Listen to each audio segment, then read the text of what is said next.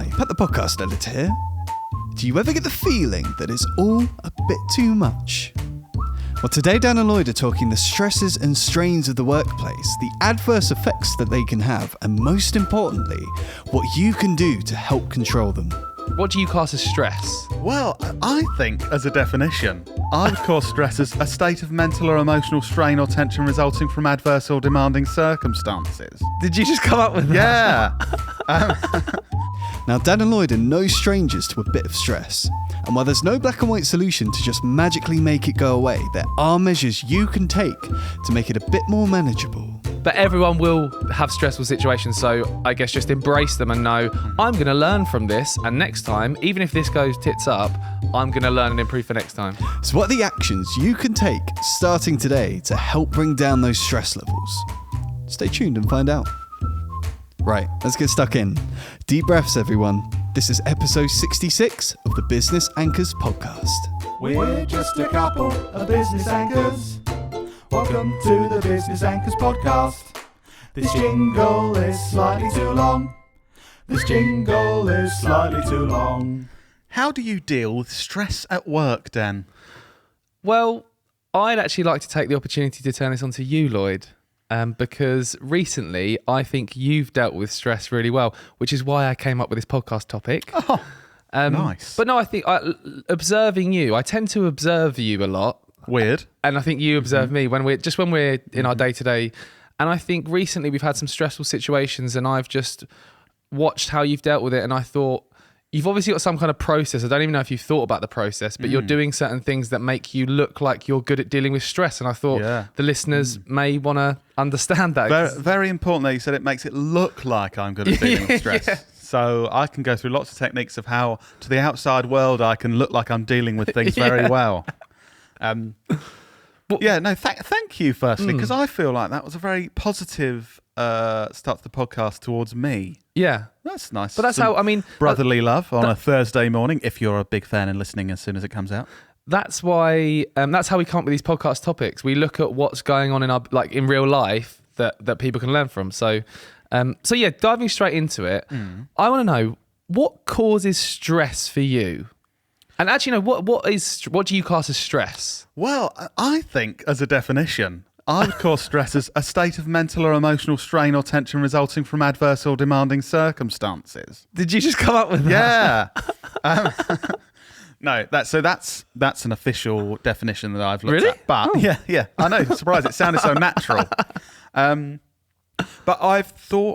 I actually have thought about stress a lot because I think about everything and my brain never stops. But also, I was trained in my early 20s by the most stressful job I think that could ever exist in the world ever. Yeah. So I, in my early 20s, worked at a language school. I think I was literally 20 at the time, maybe 21, and suddenly was thrown into this thing of, right, you have to live at this school. Yeah. There are 300 children. Make sure they're safe. Training? No training. Just make sure they're all safe. And also you have to arrange them to go to London twice a week with a few adults, a handful of adults, and try and make sure they don't all die. That sounds pretty stressful. Yeah, and do that for 8 weeks. So yeah, I was thrown into a situation that I wasn't qualified for, wasn't trained for, and had children's safety at the core of what I was responsible sounds horrible. for. So I was thrown in at the deep end when it comes to stress at work. And that if I'm honest, that was a horrible experience. But I think it kind of sped up my my learning of how to deal with stress. But for me, stress, I've tried to analyze this, and stress occurs for me when things that are seemingly outside of my control are taking my plans or my goals off course, basically. That's a really good way of looking at it. That's what I've noticed is when I feel stressed. So, because I think if you feel in control, even if things are going off course from what you want to happen and you're in control, I think the stress isn't there because you think, well, I'll just change what I'm doing and that'll be fine. I think it's when things feel out of your control, and that might be in a workplace, I don't have enough time to make this thing come happen. back on course. I'm capable, but I don't have enough time. Or it might be, I've been given this authority or this responsibility, but either I don't know how to deal with it, or even though I'm responsible, I haven't been given the tools to deal with it. Do you think you're good at dealing with stress?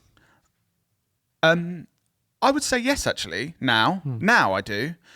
Still definitely not perfect and need to improve, but there's definitely things that I've developed in myself to be better at it.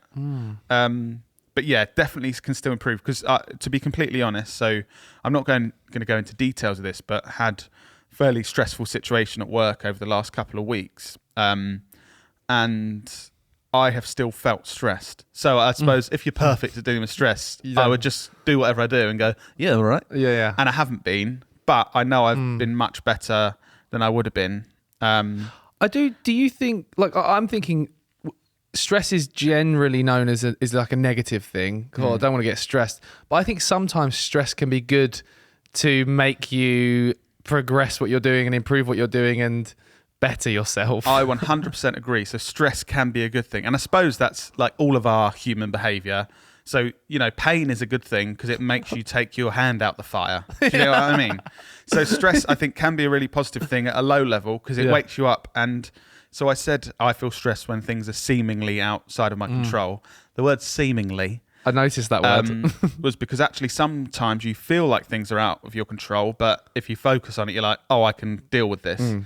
So, I think stress can be good to give you that wake-up call of, oh, shit, I need to do something here. Like, this is in my control. I can change it, and then I won't feel stressed. I think too much stress is never good. You just can't deal with it. And I think the two sides of, if things are in your control, I think you can stop stress by taking action. Don't procrastinate. Focus on this and make sure you deal with it. And I think the challenge is if you realise that actually it is outside of your control. It's like, it reminds me of like at uni when you've got a deadline looming, where it's like you need to get this project in. It gets more stressful the closer to the deadline, but you are in control because you just got to actually do the work and then you're all right. Yeah. But it still feels stressful because you leave it so, or like traditionally students leave it so late and then, not me obviously. I definitely did that. So you're creating your own stress. So you might feel, if you're giving your stress a score, or I'm 32 out of 100 for this deadline I've got for this uni thing. And then you don't do any work for a week and you go, oh, I'm 74 stressed. Are you describing your university life? And then it gets to less than 24 hours and you haven't even started it and you go, I'm 98 and my heart's beating so fast and I'm panicking so much, I'm going to start. You definitely, I think, by procrastinating or not dealing with it, your stress can be increased. What do you think the signs are that, I know it sounds like a stupid question, but what are the signs that you're stressed? Like, how do you know when you're stressed? I can tell you my experience. Yeah, go on. I lay in bed at night thinking about things that I don't want to. So if I'm laying in bed thinking about budgets or how the team are going to spend their time in my bed, that's weird. So I noticed that shows it's a stress because I'm not... Normally, I can control my thoughts and go, right, I'm at work. I'm going to think about this stuff now. Right, I'm with my family. I'm going to think about my family. I think if things are creeping into your mind when they shouldn't be, that's a sign. Also, I feel my chest getting tight and my heart rate increasing. Oh, wow. When I think about things. It's like an actual physical response to your stress. And I'd say the final thing that I have felt is my not being able to, feeling like there's so much I need to think about that my brain can't actually focus on something because I'm just so all over the place. Yeah. So that's how I feel. Oh, wow, that sounds horrible. Yeah. I'm sure listeners can relate though. Everyone gets stressed. Like I never met anyone that doesn't get stressed. How do you feel when you get stressed? Do you, because you seem surprised about my physical. I go kind of foggy headed and tunnel visioned and not just rubbish basically. Oh, tunnel vision is a big thing for you, isn't it? Yeah. I go even more tunnel vision. So if for example there's this stressful thing happening in this one channel at work, I'll go tunnel vision on trying to solve that and just spend ages trying to do that. Forget everything else in life, like fiance, don't give her attention, hates me. Other things in life like no, nothing, I need to fix this thing. When really what you're good at is taking an initial action to kind of park that and solve, set out the actions to solve that, then do everything else. But I kind of struggle to focus on other things. I suppose actually your tunnel vision thing is a positive thing at first because you're like let's focus on dealing with this. But you can then probably get stressed about other things because you're putting off. But I think literally by observing you and learning from you, I'm getting better at that. And also feedback from you saying, stop doing that. And I'm like, oh yeah, I'm doing that rubbish thing again. So, but I want to know, so let's actually start to get into some practical, I'm actually genuinely interested in understanding how you deal with stress. Have you thought about, is there a way you can break it down, or like a process you go through? Or if this stressful thing happens, do you like have steps you go through? Yeah, I definitely do. So Tell me. I have things that prevent me getting as stressed, and I also have things that when I feel out of control and I am feeling stressed, I have ways I can stop feeling the symptoms. I'm really interested to hear this. So go on. Which ones would you like Should to we hear start with first? preventative stuff? Okay, Because that's preventative like stuff. before you're So, stressed. This is chilled vibes. One thing I definitely do a lot, and I have been doing this week, reflecting on similar times I've been stressed in the past, and kind of reflecting on the fact it didn't matter. Yeah. Because when you're in the now and you're stressed about something, it feels like the biggest thing in the world. You know, like when you break up with a partner, if you ever have. I've never had any. But obviously at that moment, it feels like your world has ended. Like that's the worst thing. You know, if someone breaks up with you and you didn't want it to end. But then when you look back on 10 years ago when someone broke up with you, you go, Stupid. well, I was upset. That person was an absolute Ball bag. Yeah. But yeah, so in a work context, so there's been times I've been stressed and I can look back and I think this sounds weird and morbid and I don't know, like I think too much, but realizing that very little actually matters. Yeah. So in the big picture thing of your whole life and the world and the people you love, there's not much that actually matters. Like if I said now to you, fuck off, I'm not doing the podcast. I don't think I ever said that on the podcast. Maybe bleep that, Pat. If I said, go away, I'm not doing the podcast, I can't be asked. Yeah. Like right now, it would seem like this big thing of like, why is Lloyd being such a weird person? But in 6 months, we just began, do you remember that weird day where you just told us all to go away, but in a more harsh way? Yeah. So yeah, very strange example. But the things that that really matter are you being happy and healthy and your family being happy and So healthy. just remember, next time you get stressed, remember that probably is insignificant in the wider Exactly. I think scheme of looking things. back and going, oh yeah, I've done this before. And now in reflection, that didn't even matter. I shouldn't have been stressing out about that. So that's very good at preventing you feeling that way. Also, perspective, so reflecting on how fortunate you are in general. Like, I'm happy and I'm healthy are my big things I food and focus water. on. Yeah, exactly. Too much shelter. food. Too much food. So that's good. But the kind of active things dealing with the symptoms, I suppose, that I do. So because that's quite fluffy and it's about it definitely helps. So do it if you're listening and you're stressed. But that's quite reflect on this and feel happy. It sounds It's a bit wishy-washy. fluffy. Whereas so I do a thing where I'm laying in bed when I'm stressed and I'm thinking about you all here at work. Yeah. And planning What, things. and the business anchors listening? And so my heart's racing. I'm thinking about, how is Pat's time going to be allocated next week?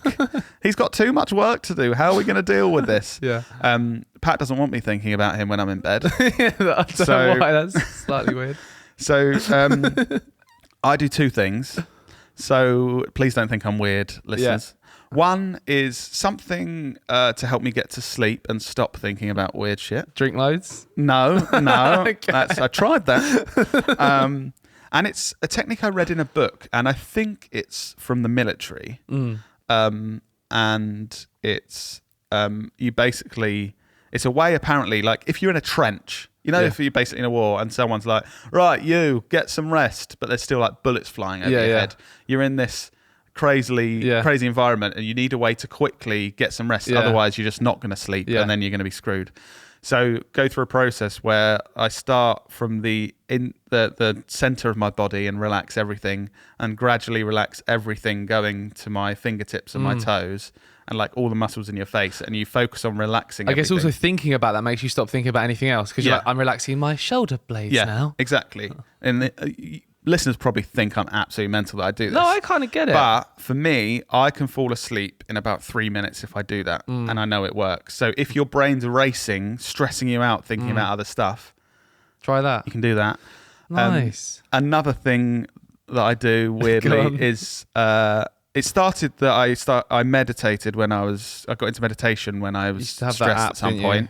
point. But now I've developed a technique which this sounds so crazy. So you close your eyes and you're thinking, what's Pat going to do on Tuesday? Or whatever. Or, all that budget's not going to stretch far enough for that client to be happy. Yeah. And so I just try and think of absolutely nothing. And if you've meditated before, you probably get this, but maybe not if you haven't. Try and clear your brain from any thoughts at all. And then if a thought enters your brain, suddenly it goes, Pat's got too much work. Yeah. Then in my head I just go, no, thank you. And as soon as you say no thank you any to the type of thought? thought, like in my brain, I just say no thank you, and then you clear your brain again, and you keep doing it. It sounds mental, but it works. And eventually you say no enough and you clear your brain from any thoughts, and then you're just relaxed and you fall asleep. And, yeah. I kind of want to try Sounds it. weird, doesn't it? Thing is, though, that sounds like... No, thank you. You know when people say, that's like people say, don't think of a pink elephant. And you And can't. you think of a pink elephant. Yeah. But if you're saying, it must work. You've said it works. That's but the thing. But, no, thank you. But previously, I've been laying in bed thinking, don't think about that client budget that you're concerned about. Yeah. And then obviously your brain's going, what, that client budget? You don't think about That you're that. concerned about. But if you just go, no, thank you, and clear it, it takes some practice. Yeah. But anyway, that's something I deal with, the symptom of when your brain's race, because it doesn't help if you're thinking about things that you don't want to be. Yeah. It just gets you more and more stressed. I might just and it use that doesn't make technique sense. if when you're speaking to me and I don't want to speak to you. No, thank you.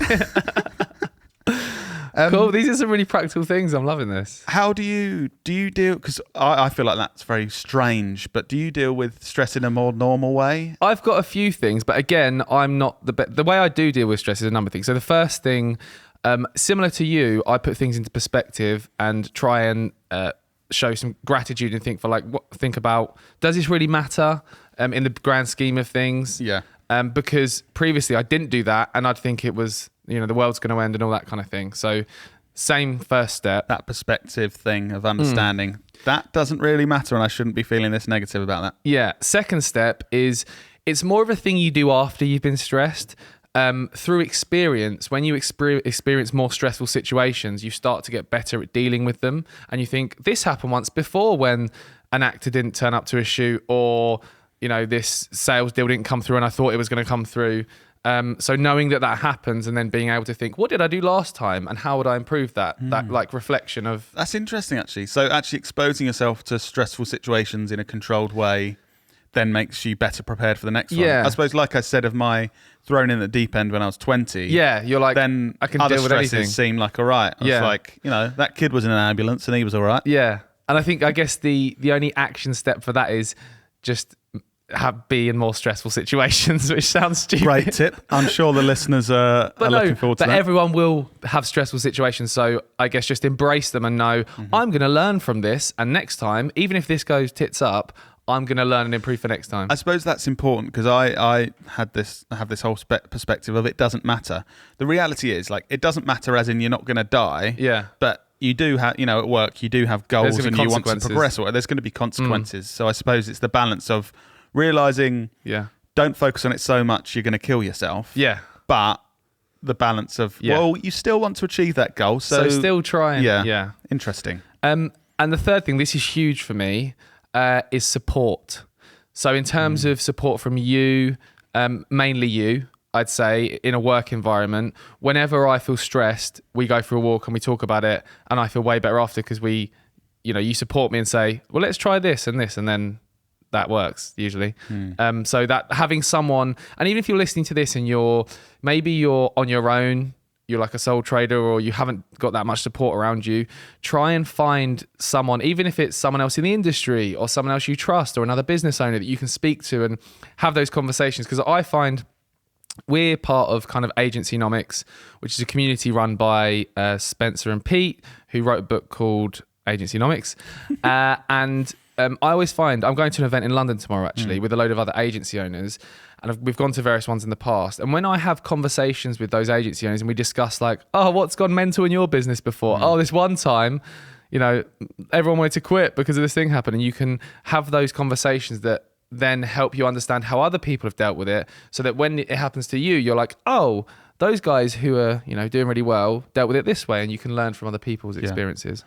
I think I need to learn. Like, I'm very fortunate to have your support, like you said, but actually, I think it's quite challenging to, rather than try and just deal with things yourself, to actually speak about it. Yeah. And I even need to do that more. So I still just try and deal with a lot of things in my own head. Yeah. Whereas, certainly I need to be more proactive and be like, I'm going to talk about this. I think on the note of being proactive, there was a really interesting podcast I listened to, Steve Bartlett's podcast, The Diary of a CEO, mentioned it various times. One of the episodes, he talked about stress and how people deal with stressful situations and emergencies. Yeah. And he gave this analogy of a fire. And I thought it's a really interesting perspective of looking at how people deal with stress. So imagine we're here now and this table set's on fire. Oh, shit.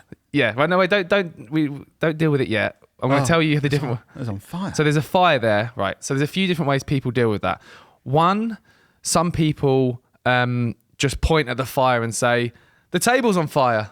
The table's on fire. Right. The table's on fire." Yeah. Like pointing at the problem and just like pointing it out. Other people will just like be still and not know what to do and just panic and like be shocked and like just stand there and burn basically. So they're thinking the They're table's like- on fire, but they're just frozen. Like panicking in their mind. Yeah, okay. Other people will just run away.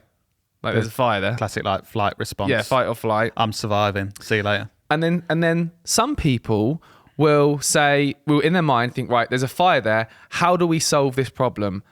Look around for a fire extinguisher, put the fire out.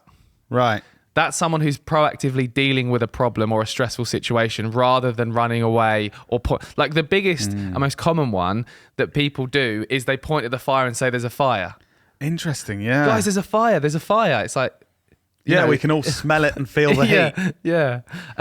But really what you, and Steve Bartlett on his podcast spoke about the people in terms of establishing leaders within your business who can really bring the business forward. You need to be finding the people who are going and getting the fire extinguisher to put out the fire. They're the leaders within your business that you want to really build interesting in a business context because there's lots of problems that you have to overcome. So it's basically a fire is you've like got an some extreme people example. that go, there's a problem. That's shit. Look at that. There's a problem. Yeah. There's a problem. And like saying, other people that are just thinking, there's a problem over there. Yeah, there's a problem. Other people, there's a problem. And I'm then- running away from that. Yeah. See you later. I don't want to deal with that. And then like saying those that are quietly thinking, How I know can we there's that overcome problem. this What problem? Can we...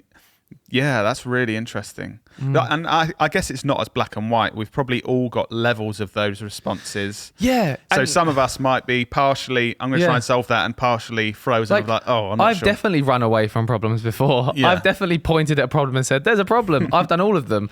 But I guess if you understand that analogy and next time there is a problem, try and be the person who proactively solves it rather than points at it or runs away or just stands by it and carries on. Yeah, I think being aware of that is really good because you can try and identify if you're going, there's a problem, and not doing anything. I think that is the most common one when you analyze yourself.